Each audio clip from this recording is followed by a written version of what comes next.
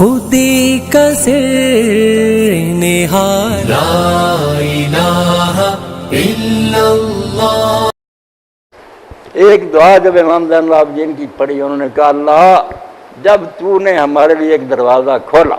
اور اس کا نام توبہ رکھا اور ہمیں آواز بھی دی کہ یا ایھا الذین آمنوا توبوا الی اللہ، آ جاؤ باز آ جاؤ میری طرف آ جاؤ، اب اس کے بعد جو غافل ہے ابھی داخل نہیں اس دروازے میں ہوتے، کیا بہانہ اللہ ان کو رو رو کر عرض کی کہ خود دروازہ، ورنہ لوگ معافیاں مانگتے ہیں، حاکم نہیں مانتا، خود تو نے دروازہ توبہ کا کھولا، آوازیں دی کہ آ جاؤ توبہ کرو، کہا میں توبہ یقبل توبہ، میں توبہ قبول کرنے کے لیے تیار بیٹھا ہوں۔ تو فرمایا پھر بھی جو نامراد جو انہوں نے اس دروازہ کا رخ نہیں کیا، کیا کہیں گے پھر اللہ کے سامنے؟ اب بھی وقت ہے کہ مرنے سے پہلے پہلے باز آ جاؤ، ساریاں برائیاں اور گناہ جو ہے نا ختم کر دے گا۔ کتنا کرم ہے اللہ پاک۔ جب حدیث پاک میں فرمایا سمندر کی جھاگ کے برابر، ریت کے ذروں کے برابر بھی گناہ ہو مگر تم واپس آؤ تو میرے لیے بخشنا جو نا اس میں ذرا لا بالی، میں ذرا بھی نہیں سوچ بچار کرتا بخشوں، میرا کیا بیٹا۔ امام محب الدین طبری نے جب القراء میں لکھا میدان عرفات کا قصہ، مطرب بن شخیر اور ایسے ایسے نیک لوگ میدان عرفات میں جہاں تھے، لاکھوں کا مجمع ہوتا، اللہ کے سامنے گڑ گڑا رہے تھے، تو ایک بزرگ نے ان میں سے لوگوں سے پوچھا کہ اگر اتنا مجمع اکٹھا ہو کر ایک امیر آدمی کے پاس جا کر کہے کہ اس بندے نے صرف آپ کا ایک درم چوانی دینی ہے 4 ٹکے، اس کو اللہ کے لیے چھوڑ دو، تو کیا خیال ہے وہ اتنے لوگوں کے کہنے پر چوانی چھوڑے گا؟ انہوں نے کہا یار وہ تو شرمندہ ہو گیا، یہ ایک چوانی کے لیے میرے پاس،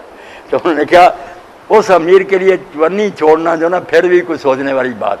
اللہ کے لیے بندوں کو معاف کرنا ذرا ہچکچاہٹ، اس کا کیا بگڑا تھا؟ اس نے اپنے آپ کو آگ کا مستحق بنایا تھا، باز آ گیا وہ تو خوش ہوا۔ جیسے حدیث پاک میں فرمایا کہ اللہ تعالیٰ جب کوئی بندہ توبہ کرتا تو اس پر اس سے بھی زیادہ خوش ہوتا ہے جیسے کسی مسافر کا سامان والا اونٹ گم ہو گیا، جنگل میں ہے اور وہ سمجھتا میں تو مر گیا، نہ پانی ہوں، مگر اس کی ذرا آنکھ لگی، دیکھا تو سرانے اونٹ کھڑا، تو اتنی خوشی ہوئی اس مسافر کو کہ منہ سے کہنا تو تھا کہ اللہ